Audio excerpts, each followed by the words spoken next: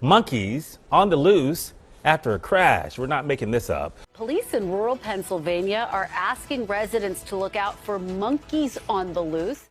The search is for some monkeys that managed to escape a truck involved in a crash while en route to a lab. 4 of those monkeys got loose this afternoon after a truck hauling about 100 of them crashed here on Route 54 near the Danville exit of Interstate 80. Hey guys, PayDroV here. Now, I keep getting comments about this story, and I actually saw it too, but I did not pay attention too much to it, and perhaps for a good reason. But perhaps I missed something as well, because I did notice they were actually lab monkeys. Even a woman fell ill for becoming in close contact with one. Now to a bizarre story involving the crash of a trailer full of monkeys headed to a lab, and a woman now experiencing health problems after coming in close contact with the primates. The woman says she has been put on preventative medicine for the next 2 weeks, but there are some questions tonight into what these monkeys were being used for and what they could have been infected with. Looked down in more and it popped up some monkey. Michelle Fallon never thought something like this would happen. I thought, well, zoo monkeys. You know, I didn't know these were animal test monkeys. After witnessing a crash on a Pennsylvania highway and stopping to help, she learned the truck was carrying 100 monkeys from East Africa, headed for a Missouri test lab. I thought they were like okay, like they had their shots, they're good, they've been checked. I didn't know they could have diseases or whatever. After checking to make sure the driver was okay, she went up to the trailer full of crates, thinking there were cats inside. They had this like green cloth over, so I peel it back and I go to stick my finger in there to try to pet it, and it pops its head up and I'm like, oh, it's a monkey. 3 of the monkeys escaped in the crash and 1 was recovered. 2 others were put down. But the hours-long escape forced health officials to issue an alert, warning the community not to come into close contact with the primates because the species commonly spreads herpes virus B. I'm like, well, I was there and I touched everything. That alert leaving Michelle on edge and unsure of what to do. Her close contact later leading to pink eye and flu-like symptoms. I walked through their poop, I touched their crates, I tried to pet them, so now I don't know what's going on. As a precaution, Michelle has now received her first rabies vaccination and has been prescribed antiviral medication as doctors continue to monitor her symptoms. And they were lifting eyebrows over it, from aspects of another pandemic to other theories. And they even made an article saying there's many conspiracies stemming from this, yada yada. I instantly knew then that maybe there's a cover-up to this. Dr. Gandhi, is always good to see you. So, Michelle, this woman who we just heard from receiving these rabies shots, antivirals, is it concerning that she's experiencing flu-like symptoms, pink eye, after coming in contact with these monkeys?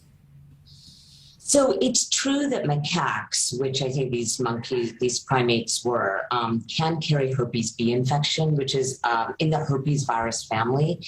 It's actually really hard, however, to get herpes B infection from macaques. It usually takes an attack or something quite more massive contact than what's described here with lacerations or bites.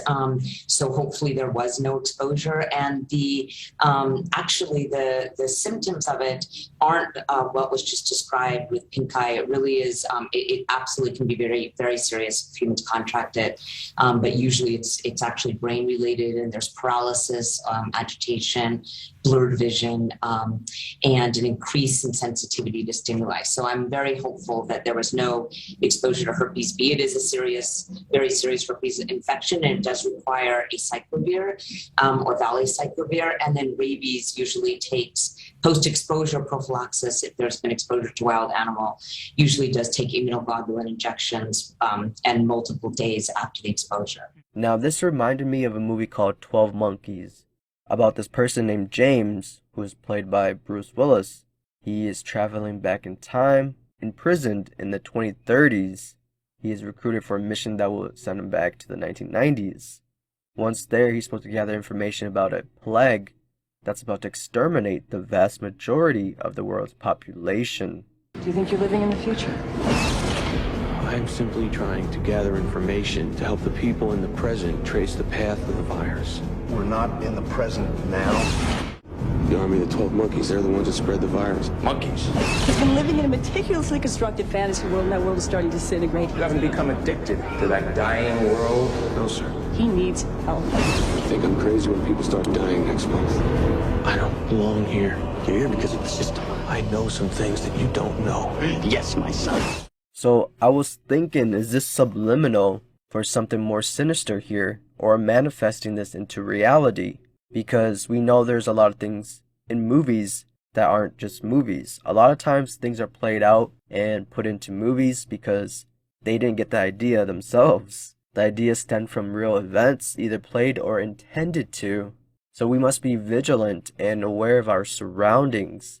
I say this a lot because there's a lot going on, and sometimes we can't keep up with all of it. Certainly not me either. But I do like to think more deeper on these things, and when they are presented to us either by accident or on purpose, we must question everything.